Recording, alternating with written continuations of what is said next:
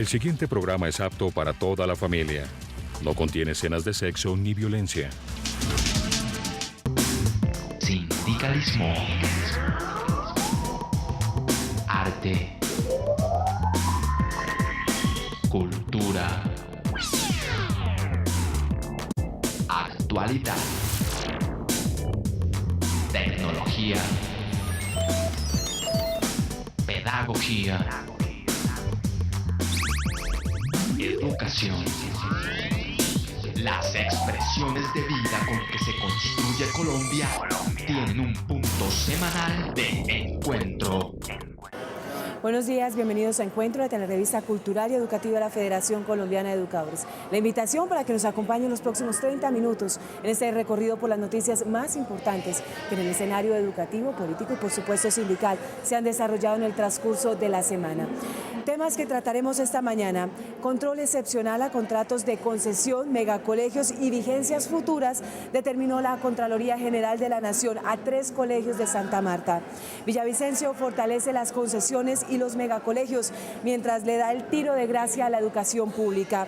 Y rector del Instituto Integrado de Comercio de Barbosa denuncia presión para fusionar cursos y dejar por fuera a educadores. Mi nombre es Omaira Morales y aquí inicia Encuentro.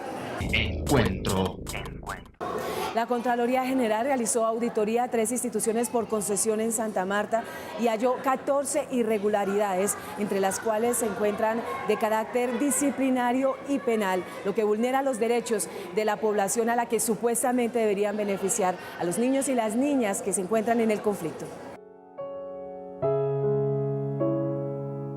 4 solicitudes de función de advertencia y una de indagatoria preliminar dictó la delegada del sector social de la Contraloría General, Margarita Jiménez, luego de realizar una auditoría a 3 colegios por concesión en Santa Marta, acción que evidenció 14 irregularidades administrativas, de las cuales 11 son disciplinarias y 4 de incidencia penal. El distrito de Santa Marta comprometió vigencias futuras excepcionales por valor de 62.000 millones de pesos desde el año 2011 al año 2022 para la entrega en concesión de 3 infraestructuras educativas o megacolegios. Se presenta una diferencia de 630 millones frente al valor total aprobado por el Consejo de 62.417 millones con respecto a las vigencias futuras. Los contratos no cumplen con el objeto, que es la atención a la población afectada por el conflicto armado. A corte de 30 de junio de 2011, en el megacolegio La Paz, de los 573 estudiantes, solo 49 cumplen el requisito, el 90% no aplica. Lo mismo sucede con el Instituto Provisional de La Paz, que no cumple con los requisitos de infraestructura, ya que no constituyeron las pólizas de responsabilidad. Asimismo sucedió con la Corporación Pino Verde. En síntesis, se celebraron contratos por encima de los montos reales, se incumplió con los acuerdos, se prometieron cosas que no se dieron, vulnerando el derecho a la educación de miles de niños y niñas víctimas del conflicto, pero la visión mercantil de la concesión intentó robarse los dineros de esta población. Sin embargo, la Contraloría reaccionó y detuvo este detrimento patrimonial. Y estuvimos en la capital del Llano registrando la problemática que en materia educativa se vive en esta zona del país y nos encontramos con una historia que evidencia y ratifica por qué los colegios por concesión, los megacolegios, se están convirtiendo en un verdadero negocio redondo. Encontramos que aquí por cada alumno se está pagando 1.400.000 pesos. Así, la mercantilización de la educación es eficiente. En las concesiones de transporte, los municipios hacen las autopistas y los privados aportan los buses. En las de carreteras, los inversionistas hacen las vías y a cambio se les permite montar un peaje. Pero en las de educación, el contratista no pone nada, 0 pesos, mientras el gobierno les entrega el colegio, el mobiliario, los materiales didácticos, la dotación y hasta los estudiantes. Este es el megacolegio Rodolfo Ginás, ubicado en la comuna 13 de Mayo de Villavicencio. Fue construido por el municipio y entregado en concesión a los dueños del colegio a la faz del norte de Bogotá, quienes también tienen convenios con la Secretaría de Educación de la capital. El primer lunar es que se levantó sobre una zona de invasión y de alto riesgo de inundación. Al parecer, solo se tuvo en cuenta el ahorro del servicio de transporte, porque la comunidad beneficiaria está en los alrededores de la institución. El 13 de mayo del 2008 se tomó la decisión, más o menos 1.600 familias, nos tomamos los terrenos, estos predios que tenemos en este momento, que habían sido adquiridos por el alcalde en su administración, el finado Omar López Roballo. Pero hemos tenido un flagelo, y ese flagelo ha sido la problemática de, como podemos observar aquí en la parte derecha de donde estamos ubicados, el caño Maizaro. El caño Maizaro es un caño del cual la comunidad de Villavicencio empiezan a arrojar lo que son las aguas residuales y colchones y toda esa cuestión. Y este megacolegio está siendo afectado precisamente también por las inundaciones del caño Maizaro. ¿Por qué? Porque como no se ha sido la canalización ni se ha podido hacer una limpieza total del caño, en este momento está afectando tanto al megacolegio como a la comunidad nuestra. Los líderes también se quejan de varias falencias que presenta la construcción, a la que le invirtieron entre 21.000 y 27.000 millones de pesos. Este año empezaron a funcionar 2 megacolegios, como es el Rodolfo Ginás del 13 de mayo y Pinares de Oriente en el sector de Porfía. Pero desafortunadamente estos colegios no cuentan ni siquiera con el servicio de acueducto. Están tomando el agua de unas pilas que llama la comunidad, o unos pozos profundos de donde sacan un agua que no es potable. Aunque este megacolegio se llama Rodolfo Ginás, que es una de las personas que más conoce cómo funciona el cerebro, la verdad es que quienes lo diseñaron no pensaron mucho. Como podemos observar, ni siquiera tiene calles circundantes para poder acceder a él. Este es uno de los mayores problemas que enfrenta la comunidad. Aunque la administración niega que se haya construido en zona inundable, comprobarlo es fácil. Basta con visitar algunas calles de la comuna. Aquí se están sufriendo no solamente los adultos, la tercera edad, los niños son los más perjudicados. Como pueden observar ustedes, esta sí es una principal, como también hay unas terciarias que estamos en igual de condiciones. La comunidad defiende la obra y se siente orgullosa de ella, aunque lamenta que haya sido entregada a particulares, porque siente que no le pertenece totalmente. Y también nosotros queremos mucho nuestro colegio, pero también queremos a Lizada Tacha, que nos le pongan mano también, porque ese es de nosotros, porque ese es de la comunidad. Ese sí es de la comunidad, no sabemos con qué rumbo va. La realidad es esa, no sabemos qué rumbo lleve. En cambio, Lizada Tacha sí. Ese colegio, en realidad, el señor rector de ese colegio, yo no sé cómo trabaja allí, en realidad trabaja con las uñas. El Isaac Tacha, al que se refiere don Jorge, es el colegio oficial que queda a pocas cuadras del imponente Rodolfo Ginás. Su nombre le hace honor al compositor del himno de Villavicencio. Lastimosamente su infraestructura no simboliza su importancia. Falta todo, desde las áreas deportivas, las áreas lúdicas, los espacios sociales. Las reuniones de padres de familia nos toca así como estamos ahorita, al sol, a la intemperie. De tal manera que es urgente de verdad, y yo les agradezco a ustedes del programa FECODE que nos hayan visitado, para que se lleven la inquietud y la necesidad de que de verdad esta comunidad requiere de tener una solución educativa. Las dos sedes del Isaac Tacha presentan problemas que les impiden recibir inversiones. Por ello, estudiantes y profesores deben trabajar en condiciones de marginalidad. Esta sede de la reliquia, pues es una sede que el municipio está pagando un arriendo. Por lo tanto, pues no se le puede hacer inversión. Y en la sede central, es una sede que no tiene reconocimiento de propiedad. Eso es de terceros. Por lo tanto, ha sido como el pretexto del gobierno municipal de que no le pueda invertir. Los colegios del sector oficial están casi a punto de derrumbarse en su gran mayoría. El pretexto que tiene la administración municipal es que allí no pueden invertir un peso porque los predios no están legalizados. Pero hombre, si miramos los sectores donde construyeron los megacolegios, son sectores que tampoco los terrenos son legalizados, y allí sí construyeron, sí tuvieron para construir una obra como tenemos la del 13 de mayo de 27.000 millones de pesos.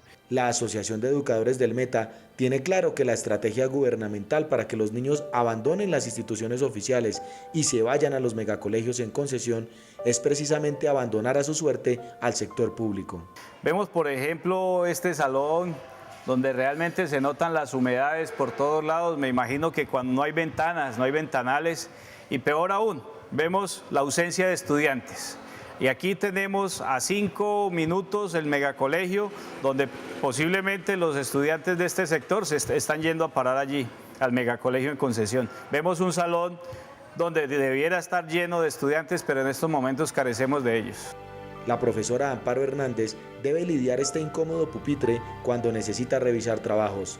¿Será así el escritorio de los funcionarios de la Secretaría de Educación? Yo manejo el programa de aceleración del aprendizaje, es muy poco lo que estoy sentada, pero pues sí, de pronto cuando uno se sienta a corregir trabajos o tareas o evaluaciones, sí, hay incomodidad.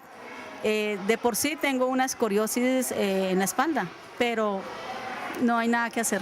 El contrato con doña Flor Ángela Alayón, representante legal del Colegio Alafaz, es por 20.569.517.760 pesos, lo que demuestra el ánimo de lucro de este tipo de concesiones y la urgencia de evitar que se repita el modelo y de recuperar la educación pública.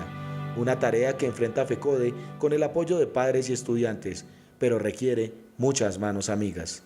El rector del Instituto Integrado de Barbosa, Germain Pedraza, acudió a las cámaras de encuentro para denunciar la presión que está ejerciendo su supervisor y la secretaria de Educación para que fusione cursos, asigne a los niños y a las niñas y haga ver que sobran maestros. Esta es una estocada más contra la educación pública.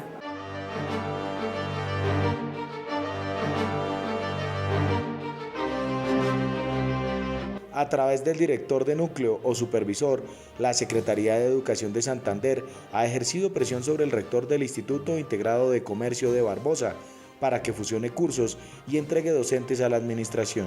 Uno de los supervisores que está comandando lo de cobertura ha querido hacer ese hacinamiento, viene haciéndonos una fusión de cursos para que con el único propósito de poner a que queden maestros sin asignación académicas, con la intención posiblemente de llevarlos a unas nuevas instituciones que han creado.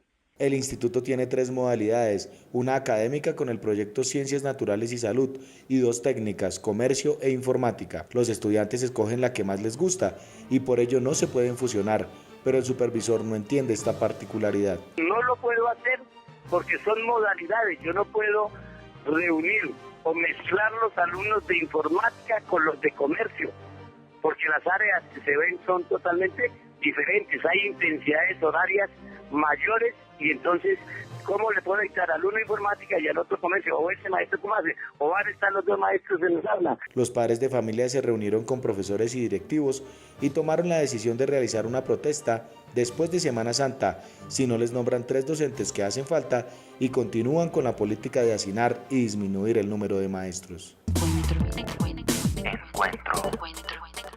Y hasta ahora el profesor Rafael Cuello, vicepresidente de la Federación Colombiana de Educadores, le habla al Magisterio Colombiano.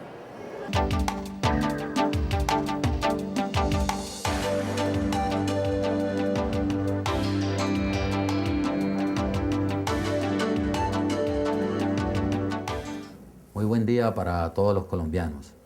Llamamos la atención frente a lo que viene sucediendo con los maestros amenazados que tienen estatus y que en aras de preservarles su integridad física y la vida fueron trasladados a otras entidades territoriales. Hoy, a raíz de la expedición del decreto 4912 del 26 de diciembre de 2011, que creó la Unidad Nacional de Protección, dichos estudios sobre los niveles de riesgo se le quitan a la CIPOL y los asume esta nueva entidad.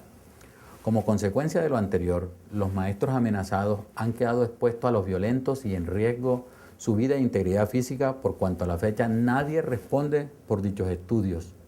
Nos parece la mayor de las improvisaciones que el Ministerio del Interior se invente una nueva norma para atender la seguridad de los colombianos llena de aparatos y divisiones que por su burocracia aún no han podido resolver el tema en cuestión, el estudio de los niveles de riesgo y el objetivo, preservar la vida y la integridad física.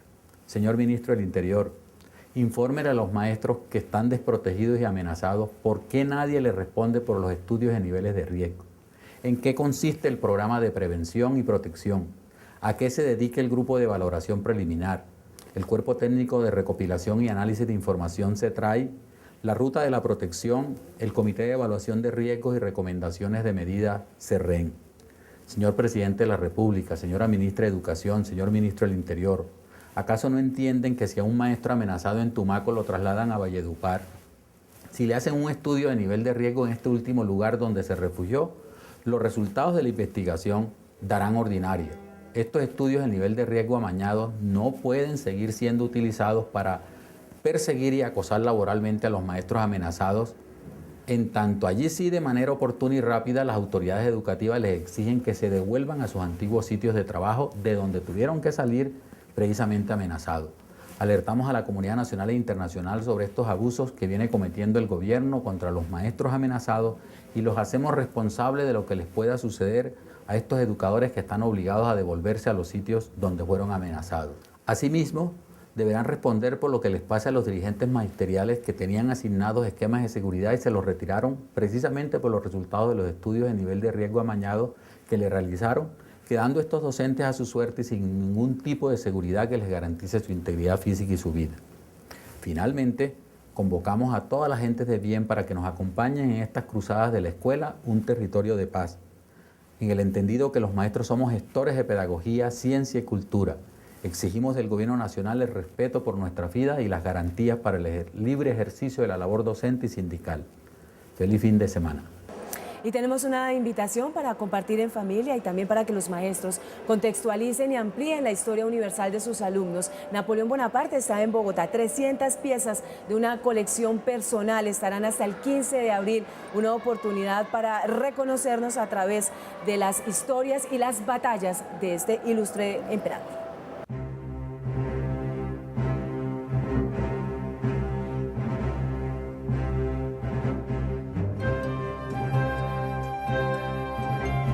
Encontrarán 300 objetos originales de Napoleón Bonaparte, de su familia y de su entorno, que constan de pinturas, de esculturas, de grandes artistas, de vestuario, de armas, de joyas, de muebles, camas, tiendas de campaña. Es decir, el visitante saldrá con una visión global, no solamente de lo que fue la época imperial, sino de las costumbres y de los usos y de los modales de la época del imperio. La exposición está repartida en varias salas que se inicia con una introducción de la influencia de Napoleón en América, en las Américas, en toda Hispanoamérica, de la fascinación de nuestros próceres, sin que nunca lo hubieran mencionado, sobre Napoleón. Bolívar y Santander fueron admiradores de la obra de Napoleón, pero en silencio. Encontrarán todas sus batallas, su trayectoria, su coronación, que fue creo que es el acto más solemne y más espectacular que ha habido en la historia de la humanidad, mucho más que la coronación de Isabel II o lo que fuera. Pues tanto que el Papa fue a la coronación de Napoleón y Napoleón era tan importante, tan omnipotente, que no se dejó coronar del Papa. Y viene pues también ya su decadencia, su caída del poder y la muerte exiliado en Santa Helena. Esta es la colección más grande y original sobre Napoleón. Lo que no está aquí está en los museos del mundo. Los visitantes encontrarán piezas como el sombrero original, el tricorno que tiene 200 años, los textiles, la capa mortuoria, los bocetos, la tienda de campaña y la cama del hermano de Napoleón Bonaparte, porque la del emperador la tiene el dueño de la colección y la usa como personal. Esta es una exposición que exalta la excentricidad, el nepotismo con que vivió las batallas y los conflictos europeos y esa arrogancia que le llevó a ser odiado y admirado. Su influencia fue tal en el mundo que llegó hasta América cuando las independencias que se sucedieron aquí en 1800, desde 1810 hasta 1822.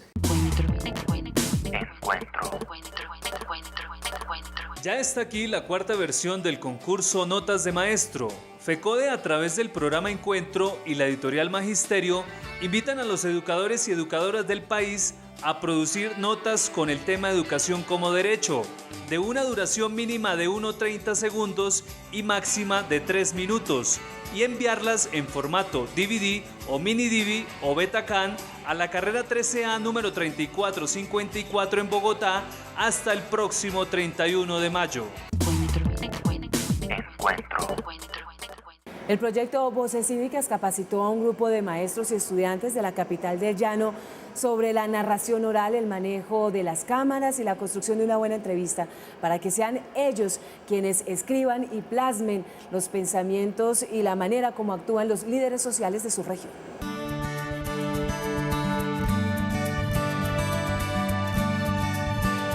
El proyecto Voces Cívicas estuvo en la capital del Meta y entregó su metodología a maestros y estudiantes con el fin de que juntos pongan a rodar sus cámaras de video, entrevisten personajes destacados de su región y reconstruyan la historia que les ha precedido.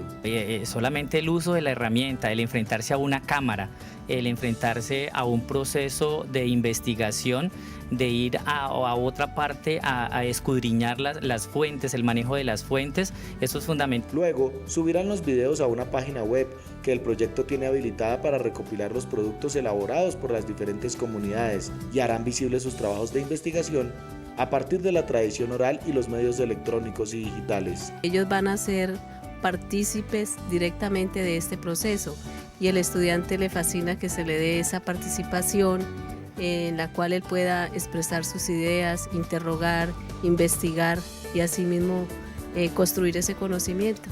En esta jornada de capacitación estuvieron 2 cursantes del año 2010 que ya actúan como multiplicadores y tienen en su haber una gran experiencia, nuevos conocimientos y hasta horizontes profesionales que se han abierto gracias a Voces Cívicas. Los estudiantes se han ido capacitando con la asesoría del docente y han ido realizando sus entrevistas a líderes, han ido hallando los líderes comunitarios. Las experiencias se han llevado a las oficinas de periodismo de FECODE y se han ya subido a la página web 5 entrevistas de estas elaboradas, diseñadas por los estudiantes. El impacto ha sido maravilloso porque hemos tenido la oportunidad de profundizarnos en temas que muchas veces no conocemos, en temas como es el liderazgo comunitario. Y en cuanto a mí me ha servido mucho porque me gusta mucho la comunicación social y el periodismo y al mismo tiempo me gusta enfatizar estos temas de liderazgo comunitario. Quienes hagan más investigaciones y produzcan más historias serán candidatos para viajar a Estados Unidos a conocer la versión norteamericana de Voces Cívicas. La Central Unitaria de Trabajadores CUT convocó a un grupo de colombianos para que marcharan en protesta en contra del proyecto de reforma pensional que deja en el limbo el tiempo de cotización y la edad de pensión, engordando así las arcas de los fondos privados. Las centrales de trabajadores convocadas por la CUT salieron a las calles el pasado 14 de marzo para recordarle a los ciudadanos que hay una reforma pensional en marcha con características de tsunami, porque dejará varios damnificados. Por ejemplo, los trabajadores y contratistas del Seguro Social están desesperados porque nadie les ha dicho qué pasará con su trabajo cuando Colpensiones asuma la administración del sistema. Son 2.600 trabajadores de contratación civil, la mayoría de ellos entre 15 y 22 años de servicio al Seguro Social, 1.000 y pico de trabajadores de planta y aproximadamente 300 empleados públicos que han venido laborando en forma continua, ininterrumpida con el Seguro Social. Es una masacre laboral de 3.915 trabajadores del Seguro Social a nivel nacional. Y nos han estado engañando diciéndonos que nos van a pesar a una nueva empresa que se llama, la licitación la hizo una entidad que se llama Deco Colombia, donde no a todo el mundo llamaron, incluyéndome, nunca me citaron a una prueba presentando todos los papeles, nunca me han llamado a una entrevista y así estamos más de 1.500 personas. Y a los jóvenes nadie les ha dicho de qué manera se les garantizará trabajo para poder cotizar más y durante más años, porque la reforma pensional está basada en aumentar edades y montos de los aportes, pero no habla de mejorar salarios, acabar con contratos basura o meter en cintura a los fondos privados. La situación es de mucha incertidumbre para el país, porque los anuncios apuntan a aumentar la edad, a reducir el monto de la pensión, a eliminar el régimen de prima media y a fortalecer a los fondos privados de pensiones. La exigencia del movimiento sindical es que se cumpla el principio de universalidad, que todos los adultos mayores tengan derecho a un beneficio pensional como viene ocurriendo en el resto del continente. Al parecer, la resurrección del Ministerio de Trabajo es la muerte de la seguridad social si las políticas van en contra de la población. Rafael Pardo es un hombre que se la da de buena persona, pero es un hombre supremamente mentiroso y con un ropaje liquidador y neoliberal. El 21 de marzo seguirán las movilizaciones y las protestas frente a un modelo que solo piensa en acabar al Seguro Social, entregarle el negocio a una firma financiera y hacer que los colombianos reciban su pensión cada vez más viejos para que la disfruten pocos años o mueran en el intento y la plata se quede en los fondos cuyos dueños son los mismos bancos. El profesor Zenén Niño, presidente de la Federación Colombiana de Educadores, como ya es tradicional, nos editorializa nuestro espacio de hoy.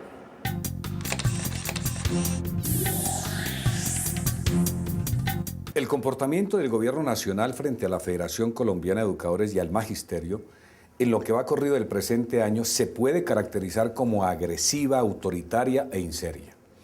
Agresiva por la actitud asumida por el viceministro de Educación, doctor Mauricio Perfetti, quien con gritos destemplados pretendió resolver las contradicciones propias de los procesos de negociación, como lo ocurrido en la elaboración del pliego de condiciones para la licitación de los servicios médico-asistenciales.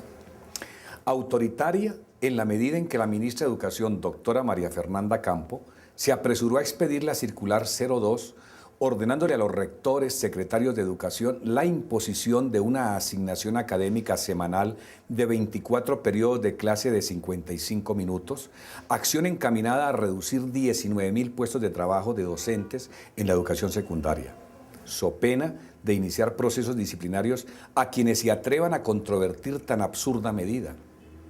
Afirmamos que la actitud es inseria por parte del gobierno, toda vez que se ha dado a la tarea de incumplir los acuerdos pactados con la Federación Colombiana de Educadores en el proceso de negociación adelantada el año pasado, como por ejemplo, los estímulos económicos para los docentes que laboran en las áreas urbanas de difícil acceso.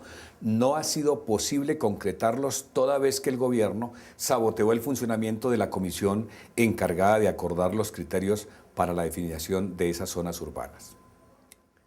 De otra parte, el Ministerio de Educación ha orientado a las entidades territoriales certificadas inmiscuirse abusivamente en la autonomía sindical, determinando arbitrariamente la duración del periodo estatutario de las juntas directivas de nuestros sindicatos filiales para negar el otorgamiento de los permisos sindicales, tal y conforme ocurre en el departamento del Huila, en donde la Gobernación, Secretaría de Educación Departamental, Alcaldía y Secretaría de Educación de Neiva vienen entrabando el permiso sindical. Es evidente la falta de compromiso del gobierno en el impulso y desarrollo de los planes de vivienda a través del Fondo Nacional del Ahorro. No se ha concretado en ninguna ciudad del país el inicio de la construcción de etapa alguna de lo que hemos denominado, en acuerdo con el gobierno, ciudadelas de educadores. El magisterio colombiano se siente indignado por el trato que autoridades administrativas y políticas de los entes territoriales certificados le vienen dando. Quieren imponerle a los educadores permanencia en las instituciones educativas superior a 6 horas. Condicionan el otorgamiento de permisos remunerados por justa causa a la contratación de reemplazos pagados con recursos de los maestros titulares. A pesar de que la Federación ha solicitado a la ministra de Educación por escrito en 2 oportunidades una audiencia para tratar los temas motivos de conflicto, no ha querido concederla. Semejante panorama de acoso laboral, unido a la política privatizadora de la educación y a la negativa por parte de la ministra de iniciar un diálogo sobre todos estos problemas, nos ubica ante la inminente necesidad de llamar al magisterio a preparar las condiciones de un paro nacional del magisterio cuyas causas y consecuencias son responsabilidad exclusiva del gobierno nacional. Señora ministra, estaremos atentos a la hora, lugar y fecha en que usted decida iniciar el diálogo propuesto por FECODE. Un feliz fin de semana.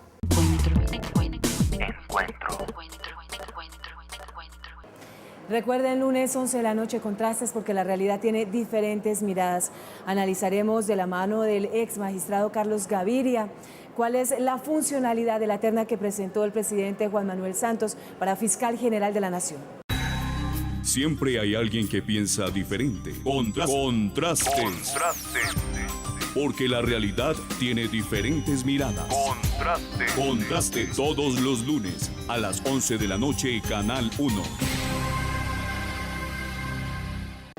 Recuerden nuestra cita el próximo sábado de 7 a 7:30 de la mañana por el Canal 1 en Encuentro, el programa institucional de la Federación Colombiana de Educadores. Si quiere acceder a más información, tiene 3 caminos. La página web www.fecode.edu.co, el canal en YouTube titulado FECODE o en la radio revista que se transmite inmediatamente termina Encuentro a través de Colmundo Radio.